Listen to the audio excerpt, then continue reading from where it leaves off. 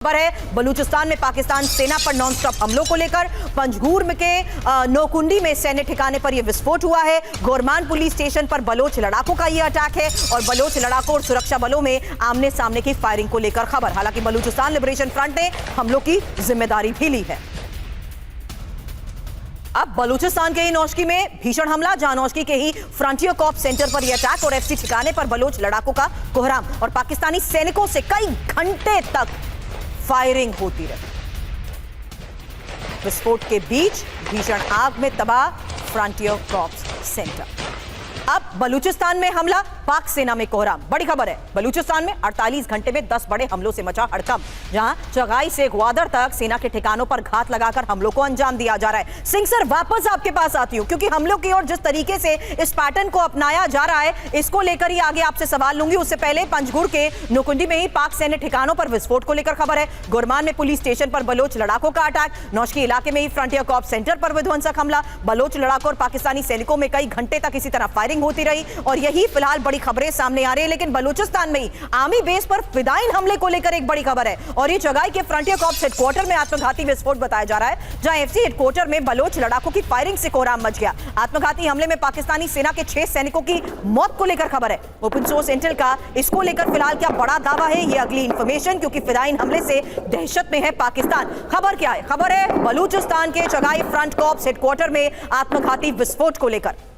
खबर है फिदायीन ने खुद को एफसी हेडक्वार्टर गेट पर उड़ा दिया। एफसी हेडक्वार्टर में ही सादो ऑपरेशन बटालियन के 3 लड़ाके घुसे। विस्फोट और फायरिंग में पाकिस्तानी सेना के 6 सैनिकों की मौत को लेकर खबर। बलूचिस्तान के सभी हॉस्पिटल्स में इमरजेंसी का ऐलान। एक हफ्ते के अंदर पाकिस्तान में यह तीसरा बड़ा फिदायीन हमला है और 24 नवंबर को ही पेशावर एफसी मुख्यालय के गेट और पार्किंग में भी धमाका हुआ था।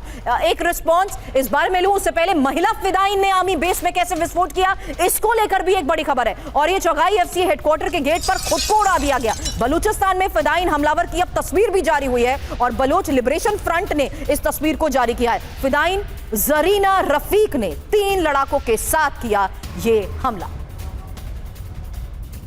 सिंह सर, अब इस पैटर्न और ये जो तरीका अपनाया जा रहा है, जहां पर लगातार फिदायीन हमले हो रहे हैं, इसको जरा समझाइए सर।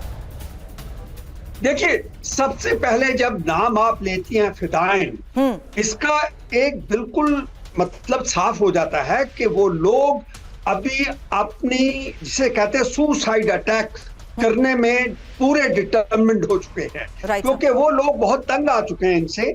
और फिदायीन का मतलब तो यही निकलता है कि वो अभी दिल के ऊपर, मतलब जिसे कहते हैं कफन पार कर डालकर वो इनके जो एफसी, जो इनका फ्रंटियर कोर हेडक्वार्टर्स है, वहां पे हमले कर रहे हैं और बलूचिस्तान लिबरेशन आर्मी जो है वो हमले कर रही है और उनके जितने फ्रंटियर के, जितने उस बलूचिस्तान के लोग हैं, वो अभी एक हो चुके हैं। जैसे हम देख रहे हैं कि पख्तूनवा की तरफ हो रहा है, पख्तूनवा की बात जो आप कर रही थी कि वहां पे एक मिलिट्री पोस्ट को उन्होंने कब्जे में कर लिया है। टीटीपी ने उनके 15, कहीं 4, कहीं 8, कहीं 10 उनके फौजियों को, सैनिकों को मार रहे हैं वो।